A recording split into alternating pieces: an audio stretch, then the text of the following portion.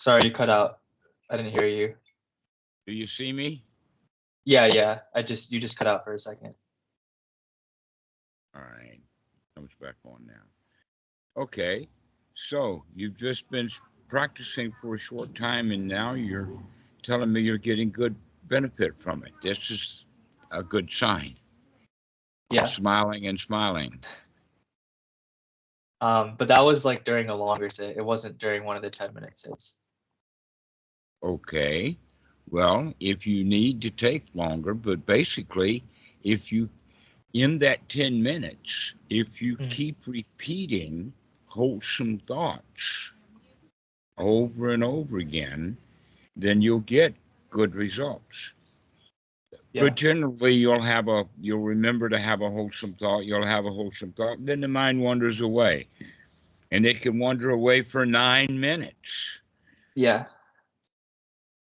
Could wander away for a long time. And so the skill to develop is to remember to keep coming back and looking at what you're thinking about, and then make it a change to the wholesome. Mm. And that has to be repeated over and over and over again. And then you can get benefit in 10 minutes or so. So if it takes longer than that, what that means is that in that 10 minutes, you've got a lot of unwholesome thoughts mixed in with it. Yeah, sure. And then maybe after 20 minutes, that the mind will settle down, and then you can start having more wholesome thoughts. But there's no reason to wait for the mind to settle down. You can actually settle it down. Okay. And with having thoughts about settling the mind, wow, I can be peaceful and calm so that the mind does not jump around. You can start telling yourself that kind of stuff so that you can get great benefit. Okay. Can I clarify the distinction between wholesome and unwholesome thoughts?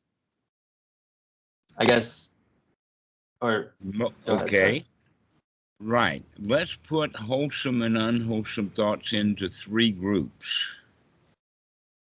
The downright unwholesome are easy enough to understand.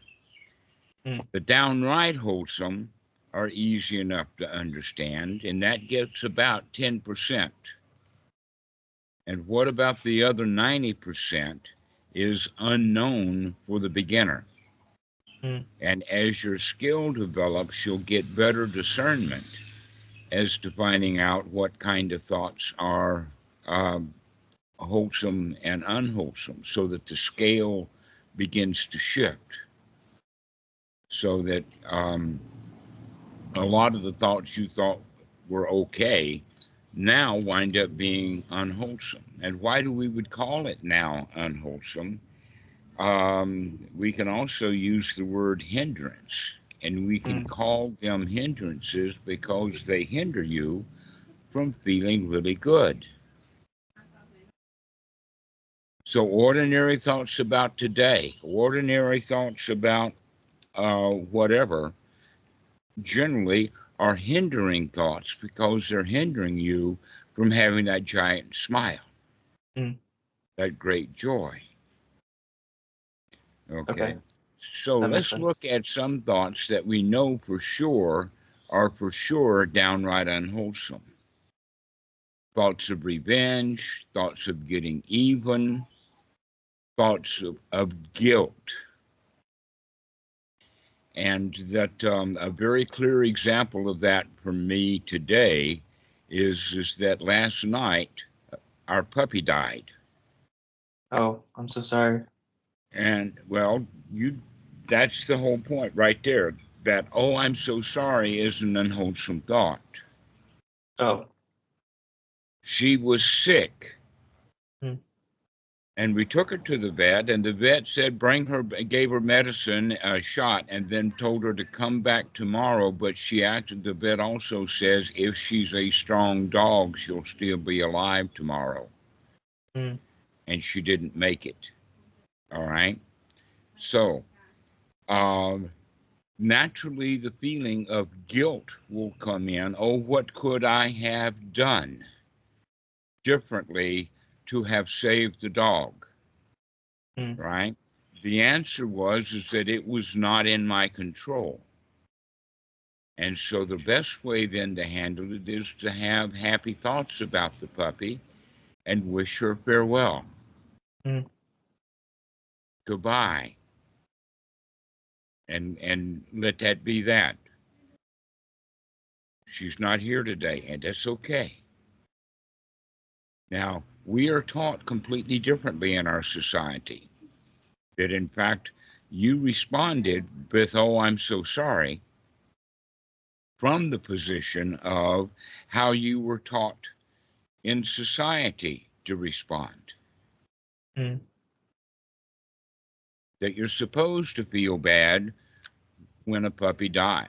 And in fact, what that also does is when death happens, it reminds us of death. And it reminds us that all creatures are temporary. We're all going to die. That can be an unwholesome thought, or it can be a wholesome thought. When we recognize, yes, all creatures die. Let's have the best right now that we can have, because we're not going to have as many of them as we want. So let's start enjoying the present moment.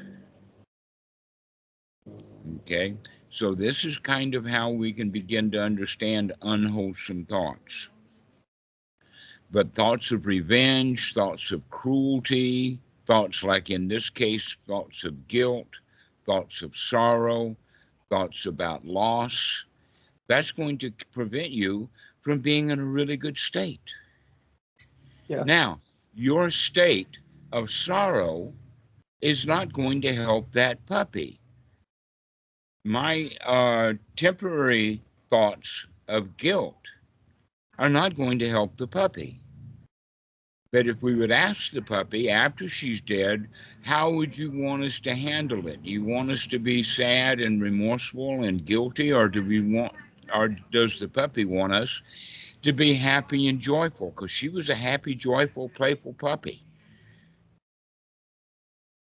up until 2 days ago, and then she got a stomach bacterial infection. Okay, so that's the point then, is that you have a choice about how you feel, but we don't exercise that choice because we're not looking at how we think, we're not looking at how we feel, and we assume that they're okay. So I'll use this as an example of guilt and sorrow. But other unwholesome thoughts that are really downright unwholesome thoughts were thoughts about revenge. Like, well, why didn't that vet do better? I'm going to report that vet because she didn't keep my dog alive. She sent it home when she should have put it in the animal hospital. You hear those kind of thoughts? Okay. Those thoughts of revenge are for sure unwholesome. And you can apply that example then to other things. An example would be how a bully treats you. And if you want to take revenge on that bully, then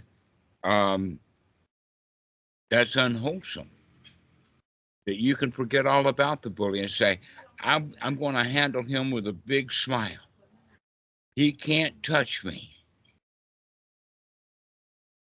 Okay? So we can, in fact, change our unwholesome thoughts, our hindering thoughts, if we can remember to check that out and then make a change. Right. And we have to keep remembering and remembering and remembering to do that. Because we have built up quite a habit. You, in fact, have been taught over and over again by your culture, by your family, by your teachers, by your aunts, uncles, cousins, classmates, workmates, all kinds of people have spent most of their time in unwholesome thoughts. So we have to practice coming out of our unwholesome thoughts into wholesome thoughts.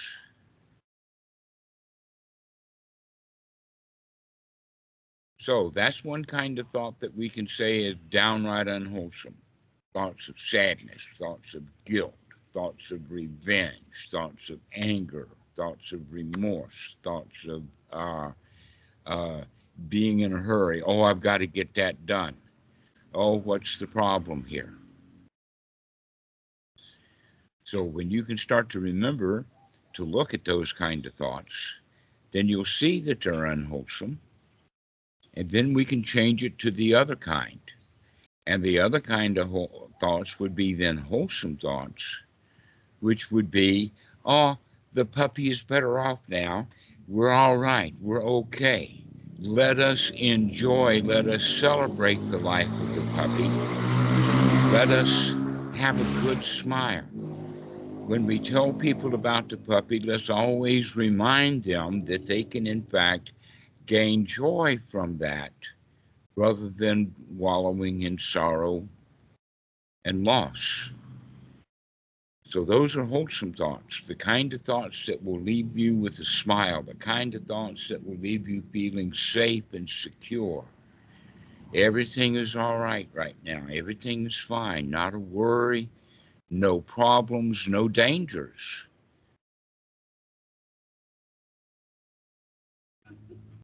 Okay? I'm not going to get a stomachache. I'm going to be okay. These would be wholesome thoughts. Mm. Now, there's a whole great big group of thoughts in the middle that we could have that are considered thoughts about the past, thoughts about the future, thoughts about other places. Like, oh, it's snowing in Seattle. Well, whether it's snowing in Seattle or not is not going to make me joyful. Mm. Right? Those would be ordinary thoughts, but the ordinary thoughts also hinder us from being in a really good state. So any kind of thoughts about someplace else, not right here, some other time, sometime in the past, sometimes in the future. Now, here's one thing that's kind of interesting, and that is that the past is vast. There is so much past. There's so much past we don't even know how much there is. And the future is vast.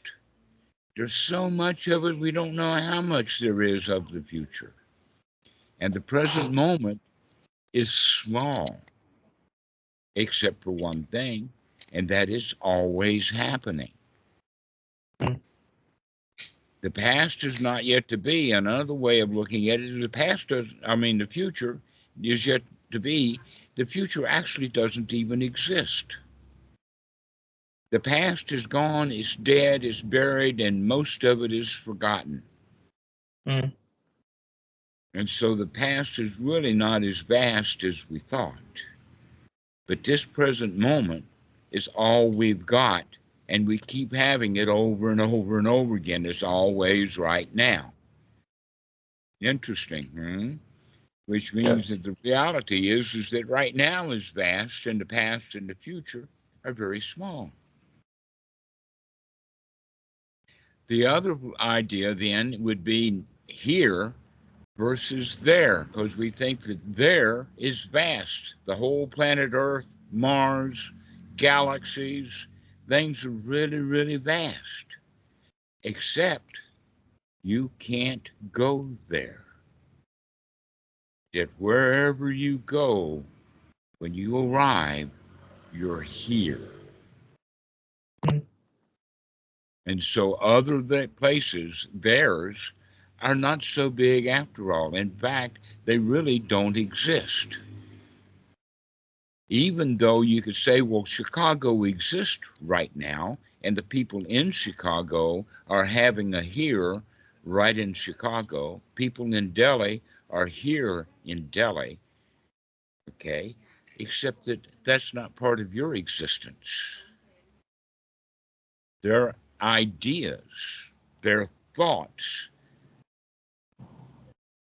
possibly unwholesome thoughts. Thoughts of curiosity. I wonder what the weather is in Chicago. Guess what? That's irrelevant to whether you feel good or not. But if you can come and say, right here is paradise. Right here is quite marvelous. Right here is safe. You're in your room, you probably got the door closed, and you are safe. Yeah. And so that's the real existence. And it's vast because wherever you are, it's here. Here is always here. And there often doesn't even exist, except in our imagination.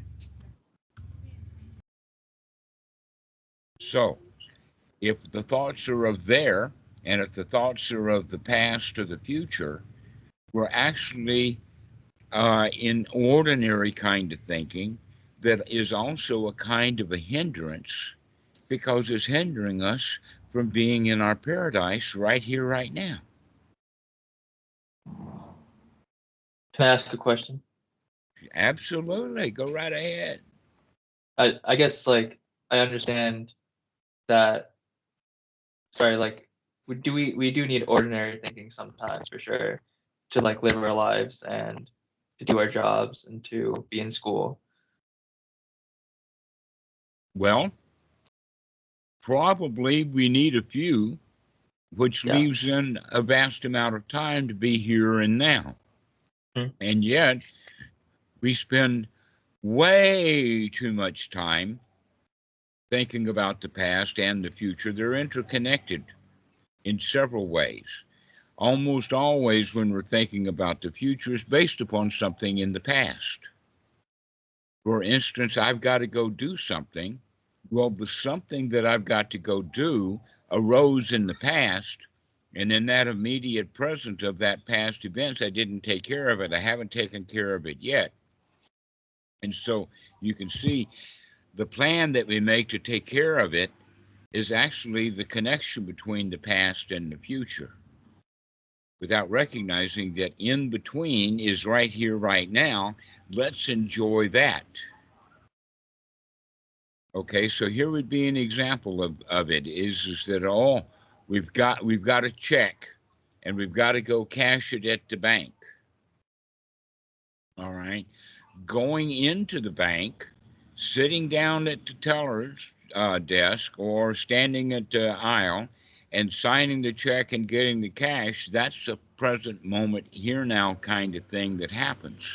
But before we go to the bank, how many thoughts do we have about going to the bank? A lot. A lot, right. And none of them were of much value because we were thinking about going to the bank and we didn't go to the bank. Yeah. All right. So now that you can see that most of those ordinary thoughts that just happen over and over and over and over again. And while we're having them, we're actually build up a sense of urgency, a sense of anxiety, a sense of I've got to go get it done and I'm still not doing it. And so we wind up with some residual amount of ongoing anxiety because we keep having thoughts about I've got to go do this, I've got to go do that. And so this is why we want to start practicing on a really often regular basis to repeat and repeat and repeat, to keep coming back to the here now and having wholesome thoughts rather than thoughts of things that I need to do but I haven't done yet. Like go to the bank and go to the bank and go to the bank. In other words, take the pressure off yourself. Take the heat off of yourself. Don't have anxiety about going to the bank. When you go to the bank, you'll go to the bank. But when you're not going to the bank, why need to think about going to the bank? We've already got that done. Why right. Think about the bank 100 times and go once? Why not go to the bank and think about the bank when you're going to the bank, and when you're not going to the bank, think about having fun and being happy and joyful. Oh, I'm so glad I don't have to go to the bank right now.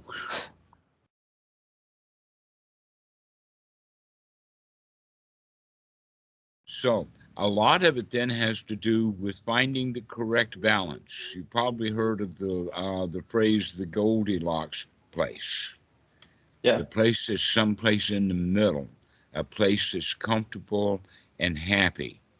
And yet we live in a society of extremes. Even political parties who call themselves in the middle, still, it's an extreme form of the middle. Mm. That in fact, if you were really in the middle place about politics, you wouldn't care at all about what happens. Because whatever those people over there are doing, they find misery and discomfort and anger and frustrations. And all the people over on that extreme, they find anger and frustrations and ways to blame people, etc., like that. And so they wind up blaming each other. So it's better not to be in the middle. Instead of being, for instance, an independent, you know, you got the Dems and you got the Rebs and then you've got the independents.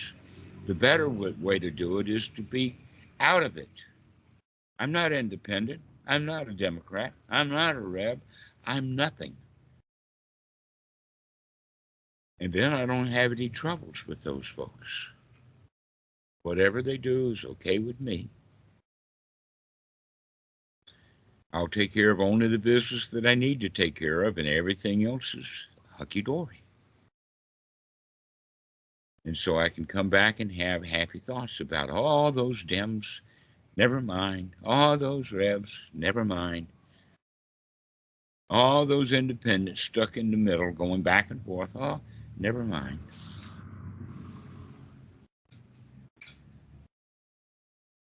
So this winds up meaning that we can see that a lot of the thoughts that we used to have that we can consider were okay kinds of thoughts, they wind up, in fact, getting in the way of being in a really good place.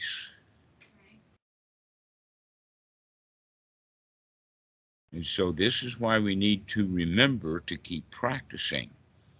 Because as you continue to practice and practice and practice and practice being here now, being joyful, being happy, being safe, secure, comfortable, and satisfied, that builds up.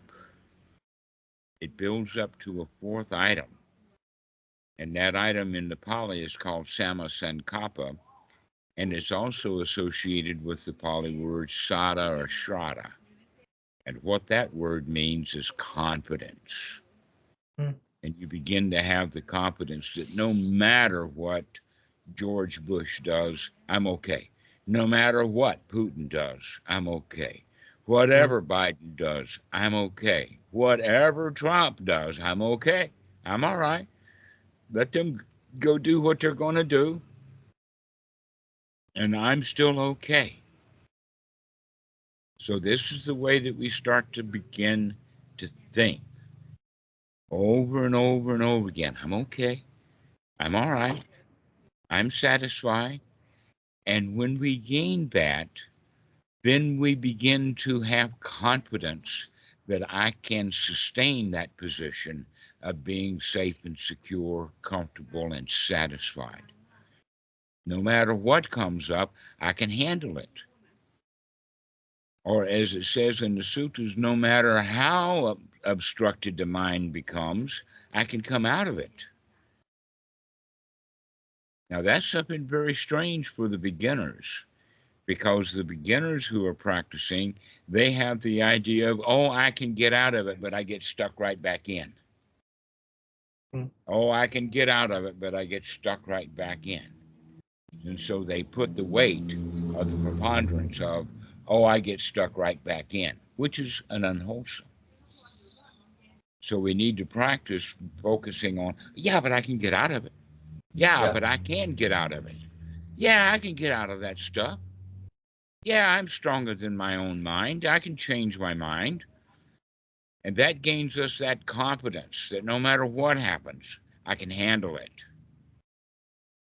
Slowly, slowly, what we're really doing is we're changing our attitude from the victim's position of, yeah, but it keeps coming back again.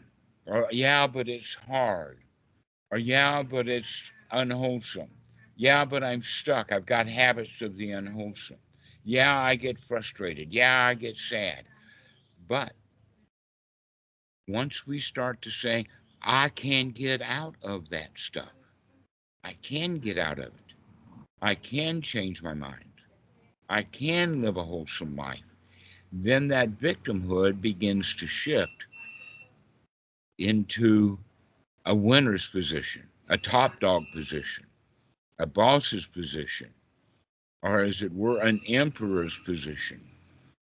There's an old story that says is that everyone is an emperor of their own personal pile of dirt, which is basically our own pile of crap, which is basically our past. Right? Now, are you going to be buried as the emperor? Are you going to be buried under your kingdom? Are you going to be buried under your pile of dirt? Are you going to be buried under your ton of shit? Or are you going to crawl your way out of it and creep your way out of it and claw your way out of it, which is the way that most people practice meditation? But there's another way of doing it, and that is just simply, I'm on top of it. I'm on top of this. I'm sitting on top of my own world. I'm the boss here.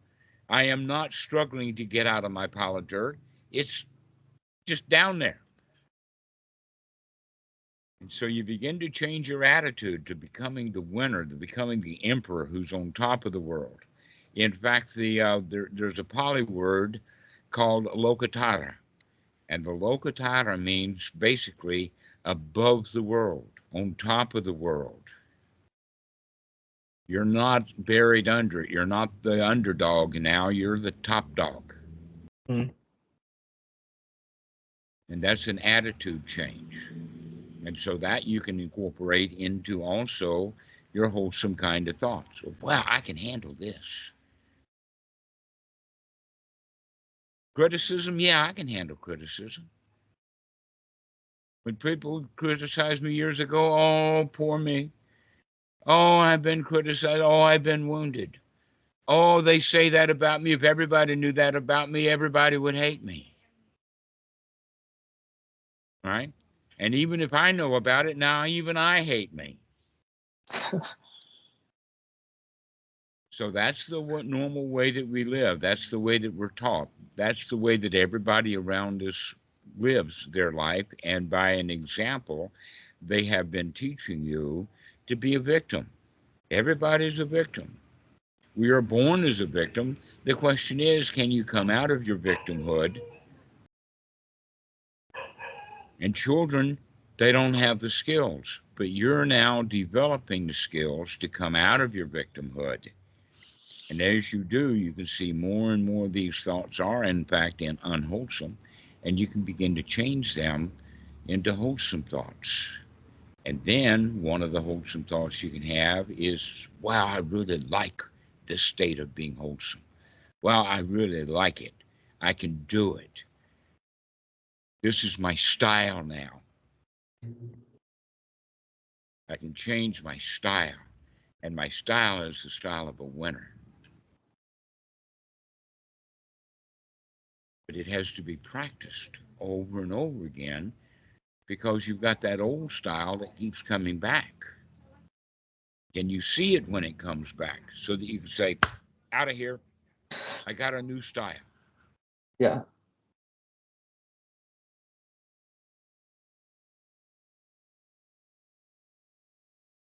So during the practice then, or at least what I'm taking away is that the majority of our thoughts are, even if we think that they're like okay thoughts, are actually just hindrances. So we should just keep thinking wholesome thoughts, even if we think our thoughts are okay. Yeah, especially if you catch yourself having that same thought twice. Then you can say, hey, I don't need to see that anymore. I've seen it once. I got the lesson. You've heard this expression that there is no education in the second kick of a mule.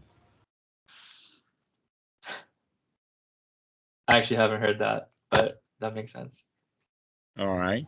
There's another expression that they have, and that is, fool me once, shame on you. Fool me twice, shame on me. And here we go around shaming ourselves by having foolish thoughts without seeing that we've been fooled. I have heard We've that been one. lied to it. Yeah. We have been lied to. What is the lie? Unwholesome thoughts are generally lies. Like, this is So a I big guess, pile of shit here. No, it's not. It's paradise. You're telling a lie. The reality is that the room that you're in is beautiful. It's a paradise. if I have like thoughts that keep recurring about like people or situations, do you have any specific antidotes for that other than just thinking wholesome thoughts? Well, I can't think of one. And the question is that can you? It's not a matter of let's find an alternate. That in fact we could say then that there's three ways to handle any situation. The first way to handle it when we're beginners is to get out of the situation. Change the situation itself. If you're in an argument, you can say, oh, I got to go to the toilet. I'm out of here. If you're on a conversation, an argument on the phone, you can say, oh, I've got to go take care of something. I'll call you back. All right. If you're in an argument with your wife, you know, many arguments with husband and wives wind up with one of them slamming the door on the way out. Can you leave the situation before it's door slamming time going out? Can you check out easily? Can you go away easily? All right, that's the first step. The middle one, in the middle, is when you have enough skill to go away mentally without actually physically having to go away. And a way of saying that is that when people are criticizing you, can you keep your mouth shut? When somebody is arguing with you, can you have the presence of mind to not argue back? Be quiet. And then the third one, which is the top, that's the real skill, is when you can give them what they want happily and make them happy too. It's okay. Yeah, you're right. Yeah, I agree with you. No problem. You want me to do something? Sure, I'll get right on it. I'll do a really good job for you. Okay? So, again, the first way to handle any tough situation is to get away from it.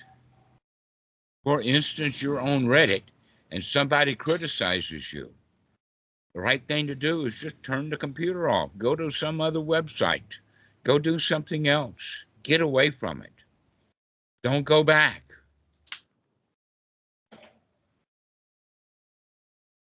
The second way to do it is to read it but not respond. And then you'll read something else. Don't respond to that. Then you'll read another one. Don't respond to that. Be able to be quiet. Okay? But in real situations, the better thing to do is to have a joy, have a smile. They can't touch you. There's a song, I don't know who wrote it, but it's a popular song nowadays. It goes something like, nah, nah, nah, nah, nah. Yeah, can't touch me. And the reality is that they can, because who they're attacking is their idea of you, their opinion of you, and you are certainly not what they sum it up to be. That's not the sum total of you. They may pick on one little thing. So what? I'm vaster than that. I'm bigger than that. I'm a moving target. There is no such thing as a me that is so small that it can be attacked. And here, oh, I'm being attacked. Oh, this is me. Oh, this is terrible. Is only an attitude of a victim. But if you have the attitude, oh, they can't touch you. If whatever they're saying goes right by you. Mm. You begin to duck these mental bullets, these verbal arrows. Like, have you ever heard of or seen the movie The Matrix? Yeah. Yeah, that's the whole point of it. They can't shoot you. They can't touch you. You can play dodgeball easily. Mm. That's the ultimate skill, is that they can't touch you. They can't hit you.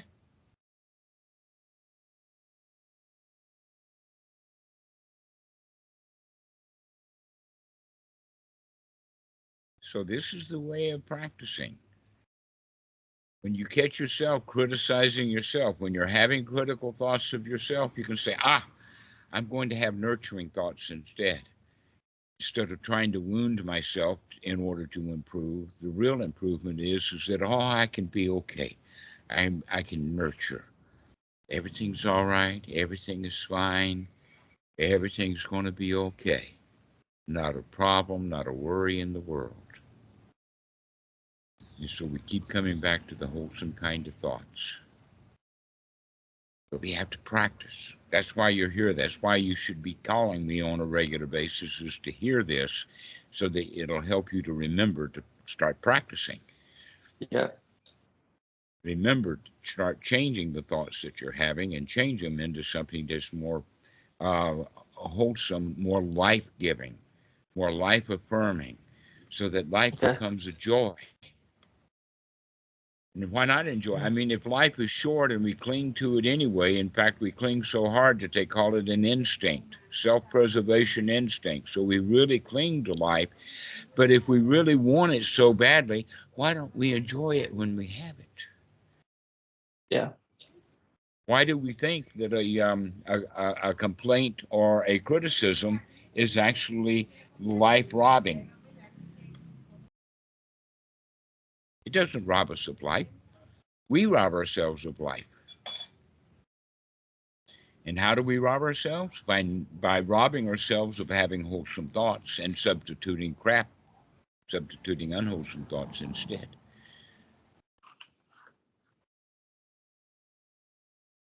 So this is the way to practice over and over and over again. Everything's okay. Everything is fine.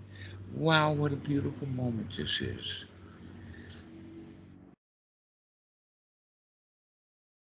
So can you start to do that over and over again? Yeah. Yeah, come out of your dukkha. Be joyful.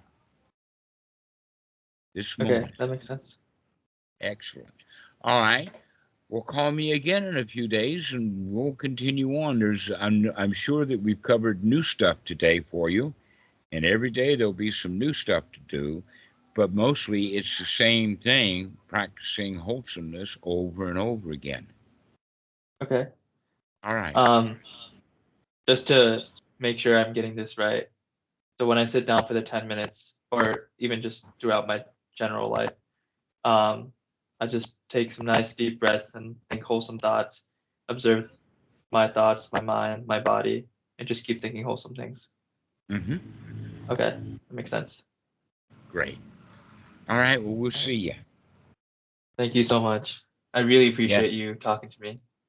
All right, Abdul. We'll see you, baby.